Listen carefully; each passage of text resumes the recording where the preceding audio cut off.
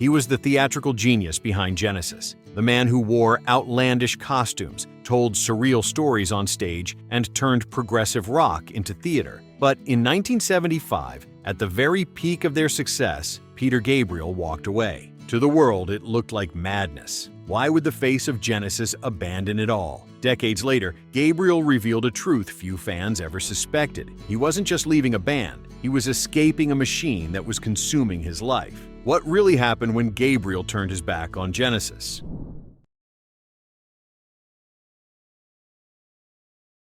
Genesis was born in the late 1960s at Charterhouse, a private school in England, where young students Peter Gabriel, Tony Banks, Mike Rutherford, and Anthony Phillips first began experimenting with music. By the early 1970s, they had emerged as pioneers of progressive rock, blending complex arrangements with Gabriel's theatrical stage presence. Gabriel wasn't just the singer, he was the storyteller. During performances of Supper's Ready or The Musical Box, he donned costumes, bat wings, a fox's head, or even a flower. These wild visuals, combined with the band's intricate musicianship, made Genesis unique in a crowded rock scene. Albums like Foxtrot in 1972 and Selling England by the Pound in 1973 turned Genesis into icons of the genre. But their most ambitious project came in 1974 with The Lamb Lies Down on Broadway, a double-concept album written largely by Gabriel. It was dense, surreal, and deeply personal. While critics praised its ambition, the recording process revealed growing tension.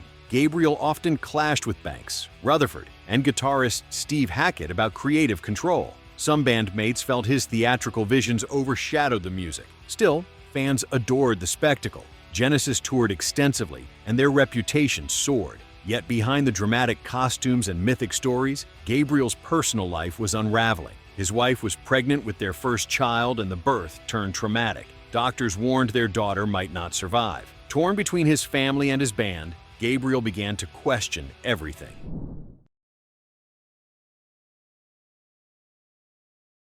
The grueling schedule of Genesis in the mid-1970s left little room for Gabriel to breathe. Endless rehearsals, tours across Europe and America, and the constant pressure to top themselves drained him physically and emotionally. While the band pushed forward, Gabriel faced a private crisis. His daughter Anna's life hung in the balance after complications at birth. He chose to step away temporarily to be with his family. For Gabriel, it was a clear priority. But within the band, it sparked frustration. Tony Banks later admitted they felt abandoned, saying that at times Gabriel's focus seemed more on his theatrical concepts and personal life than the collective work. At the same time, Gabriel grew disillusioned with the music industry. He later reflected, "I didn't want to become a rock star machine. I needed to find my own voice." The very machinery of fame, managers, record labels, expectations, felt suffocating. The breaking point came during the tour for The Lamb Lies Down on Broadway. Gabriel realized he couldn't continue living under such strain.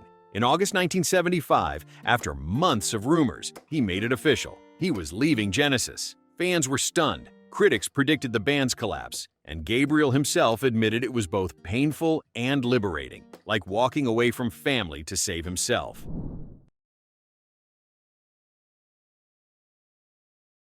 When Peter Gabriel announced he was leaving Genesis in 1975, it was a bombshell. Fans who had watched him transform concerts into surreal theater couldn't imagine the band without him. For Gabriel, though, the decision had been brewing for months. The pressure of being the focal point, the voice, the actor, the storyteller, had become overwhelming. He later described the feeling as being trapped in a role that no longer felt like his own.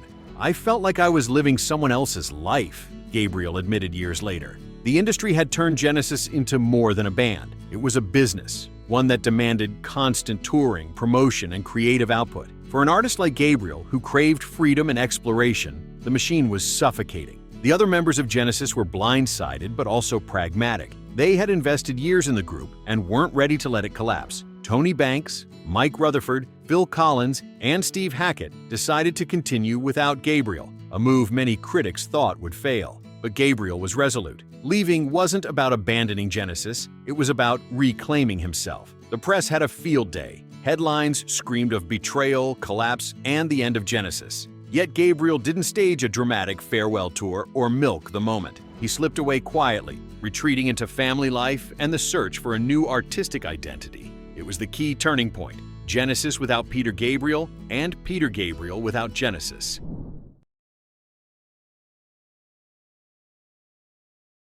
What followed was one of the most surprising chapters in rock history. Instead of crumbling after Gabriel's departure, Genesis reinvented itself. Phil Collins, who had been the drummer, reluctantly stepped up as lead singer. At first, fans resisted. How could Collins possibly replace the voice and charisma of Gabriel? But as the band released albums like A Trick of the Tail in 1976 and Wind and Wuthering in 1977, it became clear Genesis wasn't just surviving, they were thriving. Meanwhile, Gabriel was charting his own path. His debut solo single, Salisbury Hill in 1977, explained his decision in poetic form. The lyrics told the story of a man breaking free from expectations, choosing uncertainty over comfort. Fans recognized it instantly as Gabriel's farewell letter to Genesis. The song became a hit and proved he could succeed on his own terms. As Genesis leaned into a more accessible sound under Collins, Gabriel embraced experimentation. His self-titled solo albums pushed boundaries, blending world music, innovative production,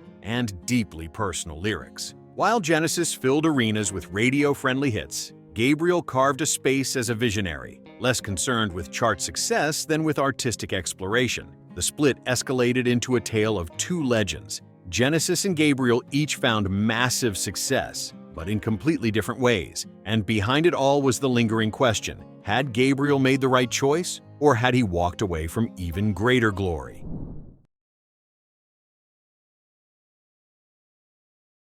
When Gabriel left Genesis, the reaction was polarized. Some fans mourned the loss of the eccentric frontman whose elaborate stage costumes and storytelling had defined the band's identity. Critics predicted Genesis would fade without him, while others accused Gabriel of abandoning his bandmates at the peak of their success. But both sides proved the doubters wrong. Genesis, with Phil Collins as the new frontman, went on to become one of the biggest bands in the world during the 1980s. Albums like Invisible Touch filled stadiums across the globe and dominated radio airwaves. They moved from progressive rock into more commercial territory, bringing them an entirely new audience. Gabriel, meanwhile, built a solo career that was just as influential. Games Without Frontiers, Shock the Monkey, and In Your Eyes cemented his reputation as one of rock's most innovative voices. His 1986 album, So, with the groundbreaking hit Sledgehammer, broke records and won 9 MTV Video Music Awards. Public perception began to shift.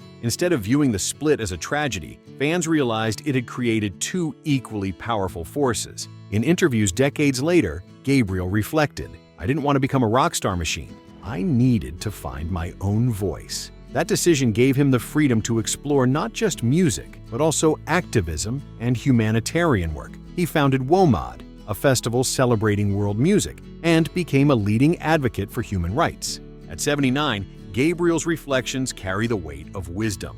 His departure was never about ego or rejection. It was about carving out a life where creativity could thrive without compromise. And though fans still wonder what if, the reality is clear. Without leaving Genesis, Peter Gabriel may never have found the freedom that defined his legacy.